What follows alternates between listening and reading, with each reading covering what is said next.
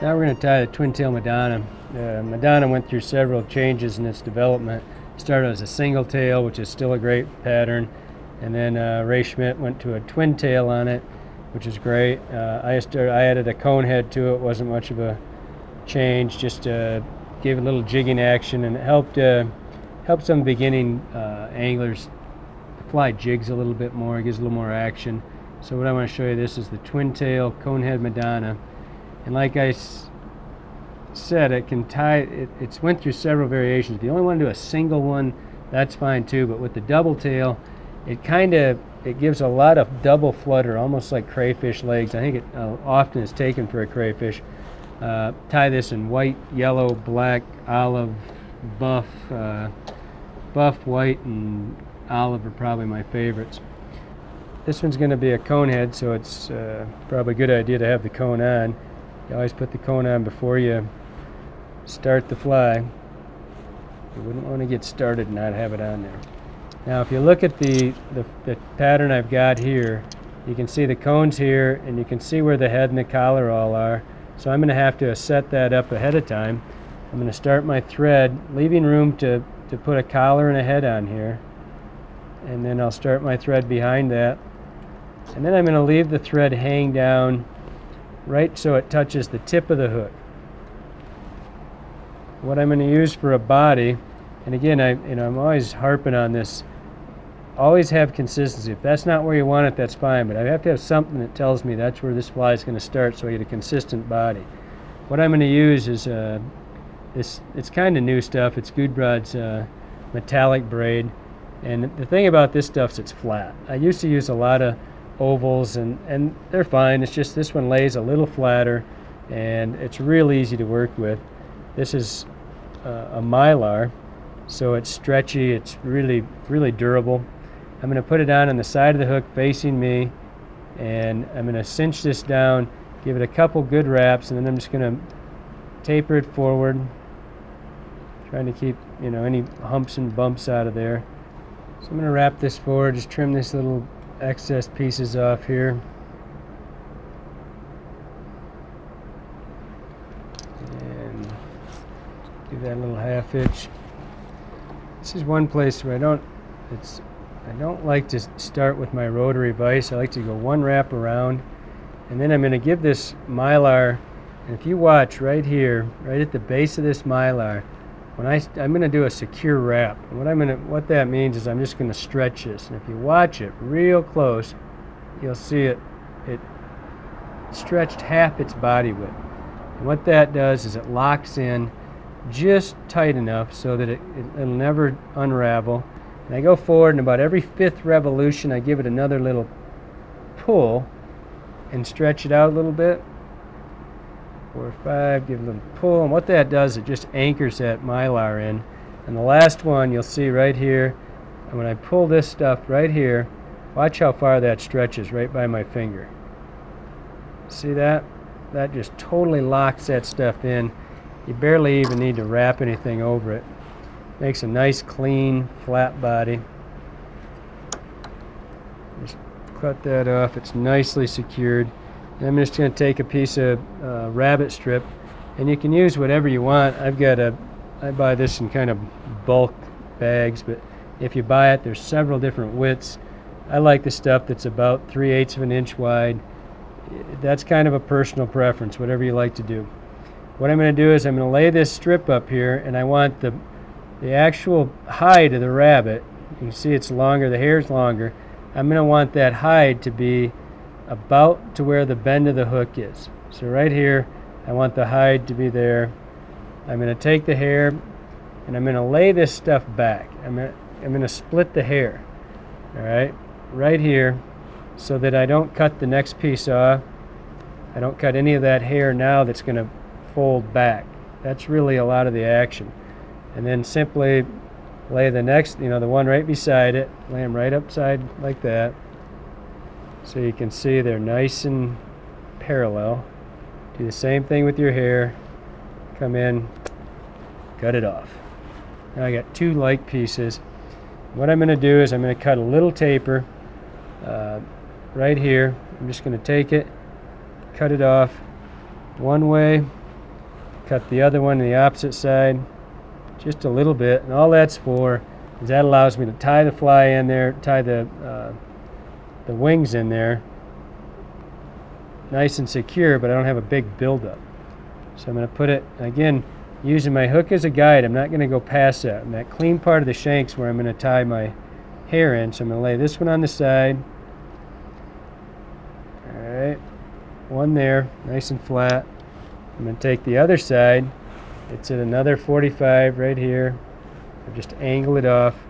So I've got it. So those two are going to lay kind of side by side. You're going to have to overlap these. You can't put them right, beside each other. So I'm going to overlap these. Get it nice and tight. You don't want these to pop off of there. Get them, spread out so they look right to you. Again, these are supposed to flutter back and forth, kind of like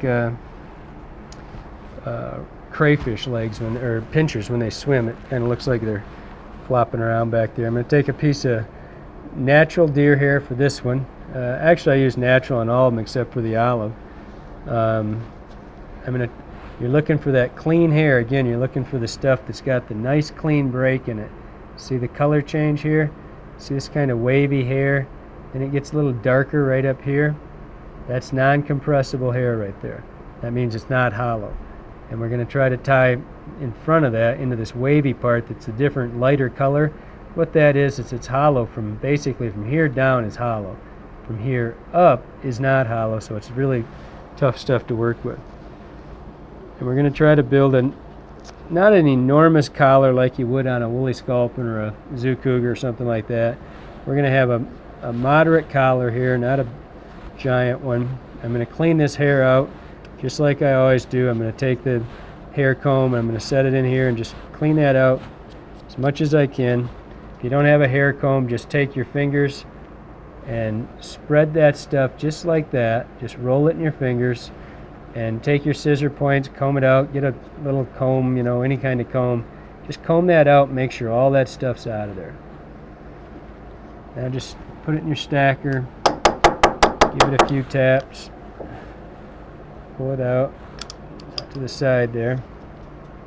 If you see any excess hairs right there, just clean them out right there.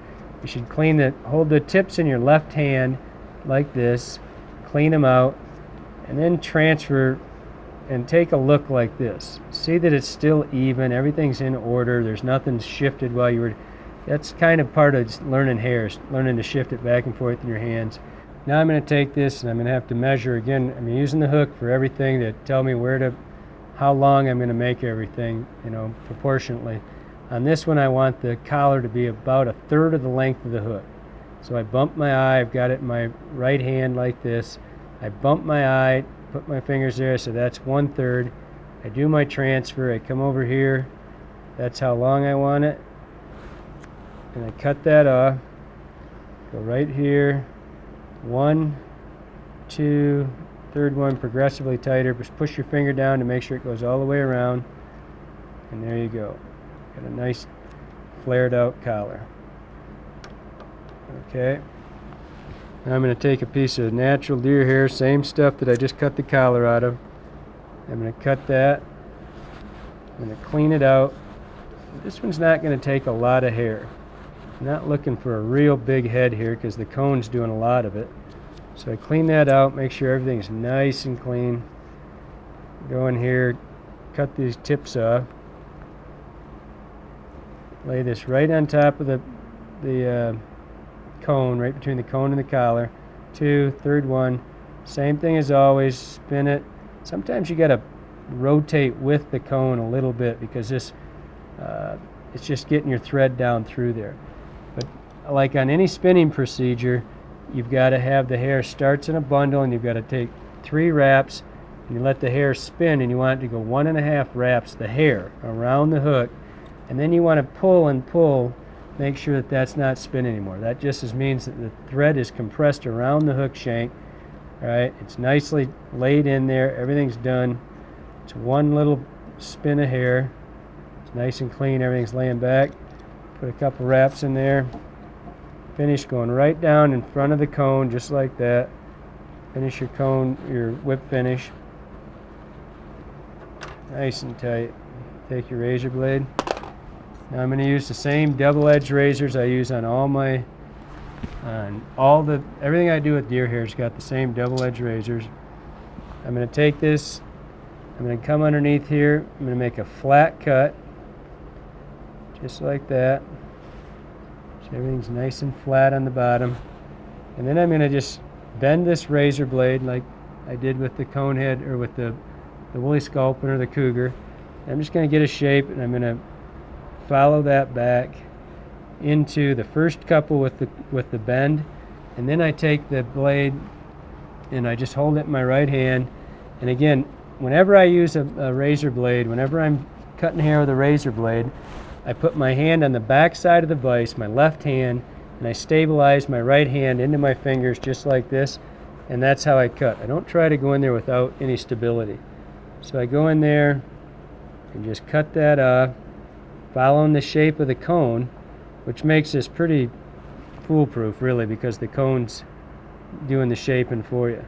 Any excess hair there, I just I push the hair down, let it flare back up, and make sure I don't have my collar, and then I just bump my finger against the razor blade. And that's pretty much it. It's a real fast fly to tie. It's a real versatile fly. This fly is great for pocket water fishing, for water that's got a lot of turbulence, like here on the Madison we've got a lot of turbulent water. A lot of the fast eastern streams have got boulders in them. So I'm following the hook. I'm just making sure that I've got following the cone. And by the way, when you do the woolly sculpin, conehead woolly sculpin, it's the same thing. I use a little bit bigger collar, but it's the same procedure. I do when I spin the head, everything's the same. Following the cone, flat bottom. Got a nice flat bottom here, making sure you don't have much of that collar sticking down to obscure the view of the bottom of the fly, so you've got the pearl there hanging down. But that's it. It's a really fast fly. You can tie this fly in 2 or 3 minutes, real consistent. A lot of it's covered up, with the cone, so it's makes the deer hair spinning really fast. And the cone head, it's basically there. I use it mostly when I'm in pocket water where there's a lot of turbulence to the water. I need the fly to break that film a little faster. It's just a real versatile fly. And you use cone heads. I don't use them so much to sink the fly, but when they're really big flies, a lot of times that little cone helps the fly sink through the water just a little bit more. I mean, it's minuscule. It's maybe 2 or 3 inches more, but it's sometimes just enough to make it down in the strike zone. So that's the finished twin-tail Madonna conehead twin-tail Madonna. I do that white, black, olive, and buff, and yellow. But it's really the sky's the limit. Anything you want to do.